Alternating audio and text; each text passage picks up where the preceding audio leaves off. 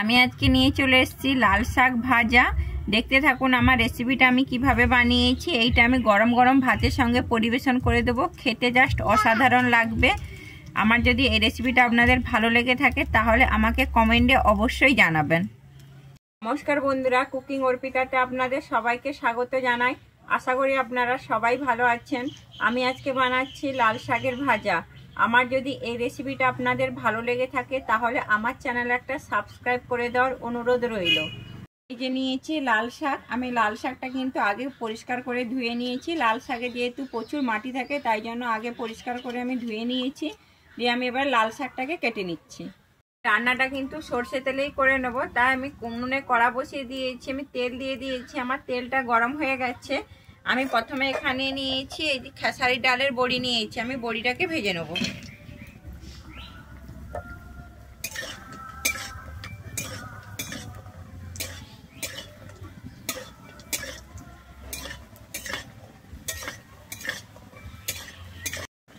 আমার বড়িটা ভাজা হয়ে গেছে। আমি বড়িটা এবারে তুলে নিচ্ছি।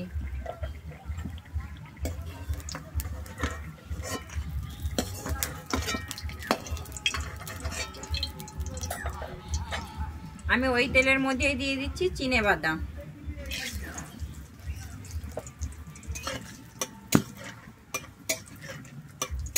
আমি চিনেবাদামটাও হালকা করে ভেজে নেব। আমার বাদামটা ভাজা হয়ে গেছে। আমি বাদামটাকে তুলে নিচ্ছি।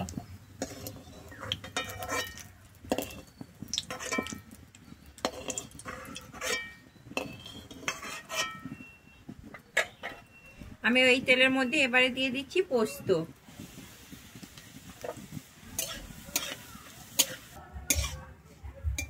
আমি পোস্তটা ভেজে নিয়েছি। এবারে আমি পোস্তটা নামিয়ে নিচ্ছি। আমার কিন্তু তেলটা বেশি হয়ে গেছিল, তাই আমি তেলটা কিন্তু আমি গড়িয়ে নিয়েছি। তিনটে জিনিস ভেজে নিয়েছি। তিনটে জিনিস ঠান্ডা হলে আমি শিলে কিন্তু হালকা করে গুঁড়িয়ে নেব, বেশি কিন্তু আমি প্লেন করে গুঁড়াবো না। পোস্তটা ভেজেছিলাম, ওই তেলটা আমি গড়িয়ে নিয়েছিলাম, ওই তেলটাই আমি দিয়ে দিয়েছি।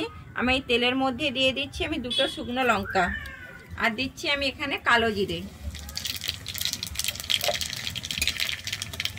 আমার শুকনো লঙ্কা আর কালো জিরেটা ভাজা হয়ে গেছে। তারপরে আমি দিচ্ছি কুচানো রসুন। আমি এরপরে দিয়ে দিচ্ছি এখানে কুচানো পেঁয়াজ।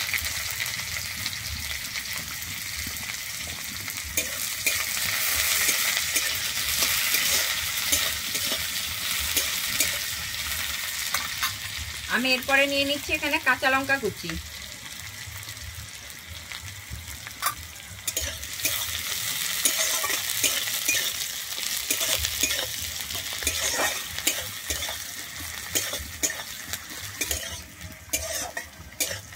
আমার ভাজা হয়ে গেছে। আমি কিন্তু এখানে পেঁয়াজটা বেশি লাল করে ভাজিনি। আমি এরপরে দিয়ে দিচ্ছি কেটে রাখা শাকটা।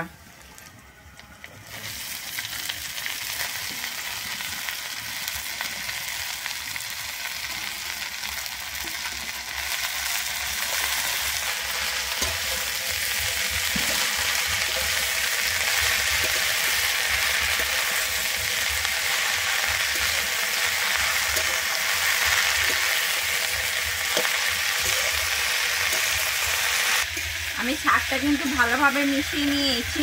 আমি এরপরে কিন্তু ঢেকে দিচ্ছি। এখানে 5 মিনিটের জন্য আমি ঢেকে দিচ্ছি। আমার 5 মিনিট হয়ে গেছে। আমি ঢাকনাটা খুলে দেখে নিচ্ছি। আমার শাকটা কিন্তু অনেকটাই মজে গেছে। এরপরে আমি দিয়ে দিচ্ছি পরিমাণ মতো লবণ, আর দিচ্ছি হলুদ। দিয়ে আমি লবণ আর হলুদটা দিয়ে আবারও শাকের মধ্যে মিশিয়ে নিচ্ছি।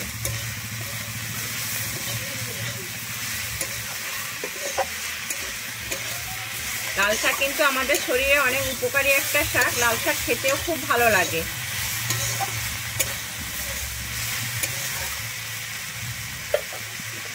আমি আবারও ঢেকে দিচ্ছি 5 মিনিটের জন্য। আমার 5 মিনিট হয়ে গেছে। আমি ঢাকনাটা খুলে দেখে নিচ্ছি। শাকটা কিন্তু হয়ে গেছে। আমি এরপরে দিয়ে দিচ্ছি এখানে ভেজে রাখা বড়িটা। আমি বড়িটা কিন্তু একটু গুঁড়িয়ে নিয়েছি, বড়িটা দিয়ে দিচ্ছি। আর দিচ্ছি ভেজে রাখা বাদামটাও আমি গুঁড়িয়ে নিয়েছি, দিয়ে দিচ্ছি। আর দিচ্ছি ভেজে রাখা পোস্তটা, আমি পোস্তটাও হালকাভাবে গুঁড়িয়ে নিয়েছি। আমি এবার এটাকে ভালোভাবে মিশিয়ে নিচ্ছি।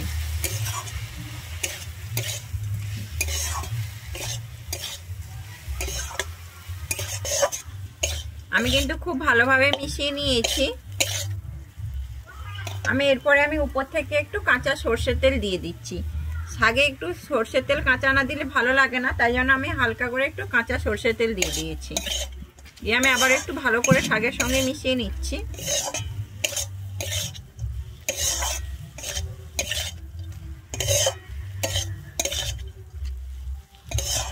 আমার রেডি হয়ে গেছে, আমি এবার এটাকে নামিয়ে নেব। বানিয়েছি লাল শাক ভাজা। আমার যদি এই রেসিপিটা আপনাদের ভালো লেগে থাকে তাহলে আমার চ্যানেলে লাইক, কমেন্ট, শেয়ার ও সাবস্ক্রাইব করে দেওয়ার অনুরোধ রইল।